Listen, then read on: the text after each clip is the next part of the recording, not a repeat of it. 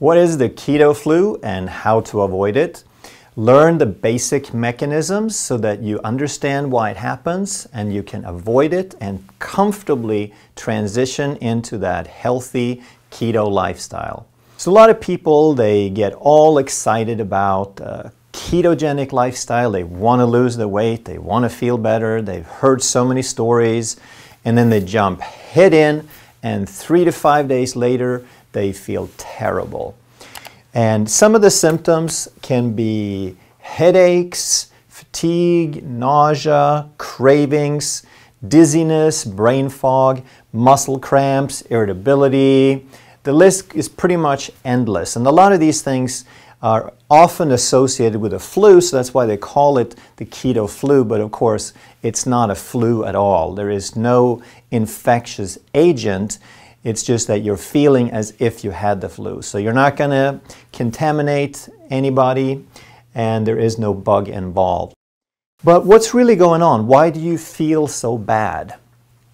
Well, there's really two reasons. It's not rocket science. It's very, very simple. First is that you are doing a change.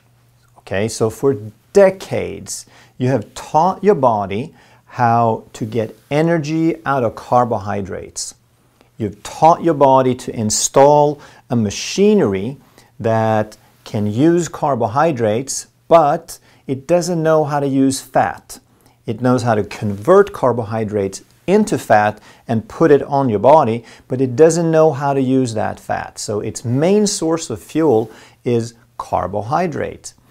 And now you're pulling the rug out from under your machinery, literally overnight, and it only knows how to use carbohydrate, and you just took it away. So now your body has no source of energy, and it's scrambling and it's changing, but it doesn't really know where to get it. So you get hypoglycemia and you get all these different things. So realize that you built a machinery to do one thing, and now you have to build a machinery to do something else, namely to learn how to use fat again. So all your cells are going to change the enzymes. They're going to have to upregulate production of enzymes and receptors.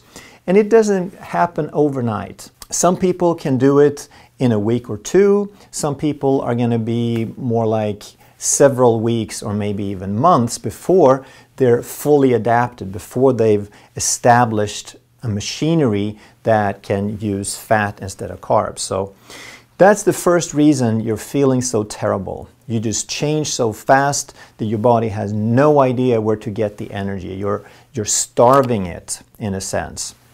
The second reason is fluids. So carbohydrates are stored in the body in the form of glycogen. And glycogen is sort of like a sponge, that it holds on to a lot of water. So imagine that you have a bucket of salt water and you dip the sponge into it, and then you take it out and you squeeze the sponge and all the water runs out. Well, when the water runs out, it's going to take the salt with it. And that's what happens in the body as well.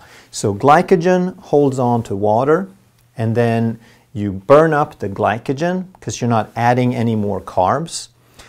And then the water that the glycogen held on to is going to leave the body. That's the first 3 to 4 pounds of weight loss that you experience within the first couple of days.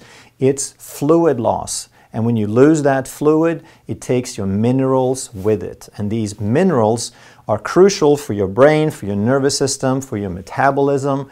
You even need more minerals to handle the transition from carbs to fat, because your body goes through many changes, so you're increasing the demands on the body. But at the same time, you're robbing it of minerals because it's a change that it hasn't, it's too fast a change. Anytime you change something, your body is going to have to adapt, and if it's too fast, it's not going to be able to cope. You're losing fluids, and it has minerals. So it's as simple as that. So how do we get into a ketogenic lifestyle without feeling terrible? Well, here are the steps that you do. First, you increase the water intake. you increase salt, and you increase minerals. Don't be afraid of salt. Make sure it's a good salt, not the sterilized industrial table salt, but a sea salt or a pink salt. Minerals come in vegetables. Okay, so salt, table salt, or rather pink salt, has primarily sodium in it, and you're also losing potassium and magnesium and calcium.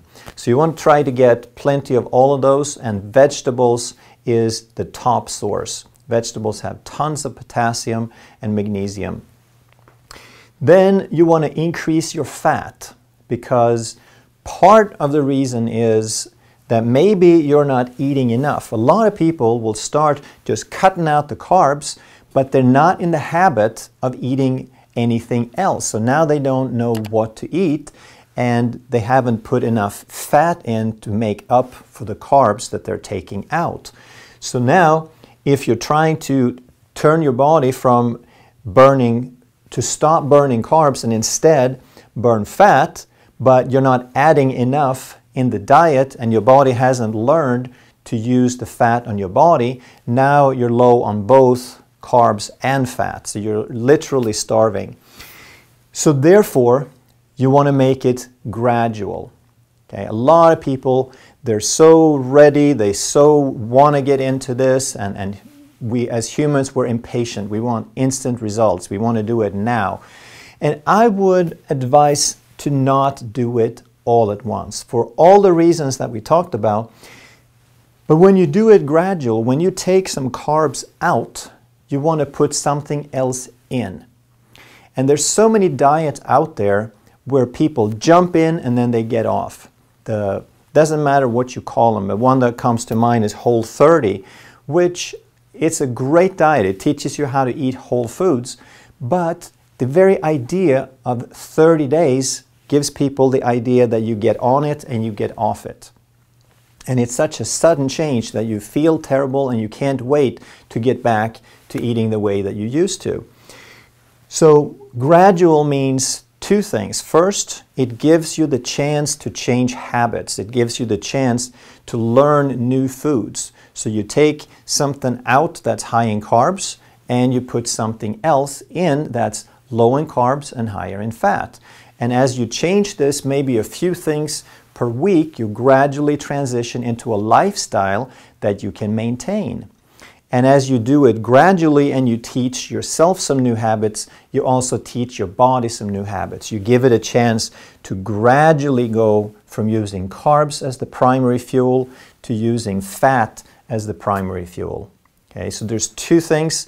It's your cellular habits and it's your own human personal habits. So I think that you should start cutting it back maybe to, if I want to give you some numbers, this isn't necessarily right for everybody, but if you start cutting it down to maybe 80 grams a day of net carbohydrates, and then you go down gradually from there, maybe reduce it by 10-15 grams a week, and that way you can gauge how you're feeling. If it's too fast, you can back off a little bit.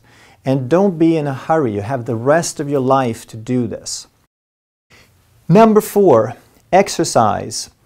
You want to be really careful with exercise, but you do want to do exercise. So watch some of my videos on aerobic versus anaerobics and videos on exercise that I've done so you understand these principles.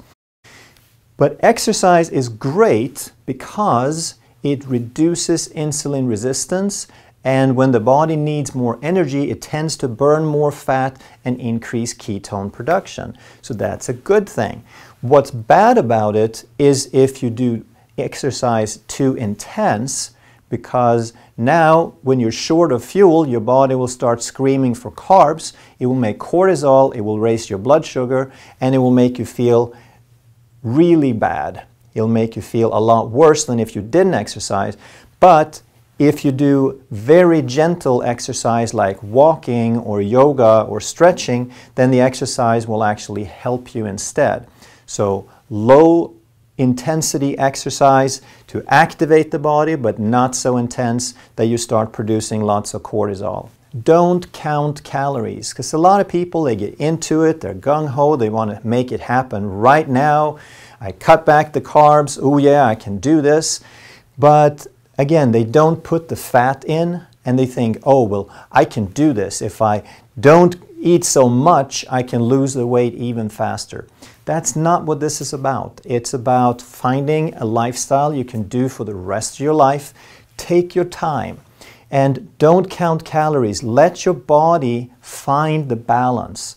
So as you cut back the carbs, as your body learns to use fat instead, you will stay full longer. You won't get hungry. You won't need snacks between meals. You can go 8 hours between meals, but don't push it. Let it happen. Let it just develop the way your body wants it to. And then you can get through all of these with no discomfort, no deprivation, and no hunger. So please share this video with everyone you care about, because we want to get this information out so more people can get healthy. Please leave your comments and questions below. Let me know if you've experienced some keto flu or how your experience has been. If you have any additional tips, please feel free to share those as well. And thanks for watching.